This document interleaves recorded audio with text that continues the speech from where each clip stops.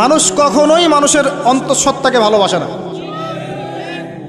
অবস্থান আপনার ভালো, আপনার পিছনে মানুষের অভাব থাকবে না। আজকে আপনার ক্ষমতা আছে, পাওয়ার আছে, খ্যাতি আছে, ইত্যাদি আছে, মানুষ দেখবেন পিছনে ঘুরঘুর করছে, এবং এরা কিন্তু সবাই সবার স্বার্থেই ঘুরঘুর করছে।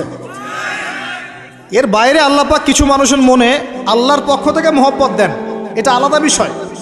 এটা শুধু ধার্মিকদের ক্ষেত্রেই সম্ভব। ওই দুই ব্যক্তি যারা আরশের ছায়া পাবে, যারা একে অপরকে আল্লাহর ওয়াস্তে মহব্বত করেছে, তাই না? অতএব আল্লাহর পক্ষ থেকে একটা মহব্বত থাকে, এটার কোনো স্বার্থ থাকে না, নিঃস্বার্থ ভালোবাসা। এটা টোটালি নিঃস্বার্থ ভালোবাসা, কোনো স্বার্থ নাই।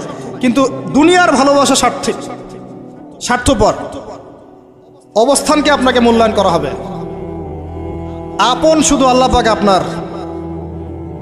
আল্লাহর জন্যে যার যার হক তাকে তাকে দিয়ে দেন, নিজের হক আল্লাহর কাছে চেয়ে নেন, আপনি সুখে থাকবেন ইনশাআল্লাহ।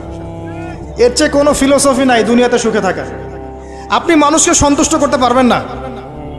পরিবার, বাবা মা, ছেলে মেয়ে, বউ বাচ্চা, কাউকে সন্তুষ্ট করতে পারবেন না। 100% আপনি কাউকে সন্তুষ্ট করতে পারবেন না। সারা জীবন করে যাবেন, আপনার বিরুদ্ধে অভিযোগ থেকেই যাবে।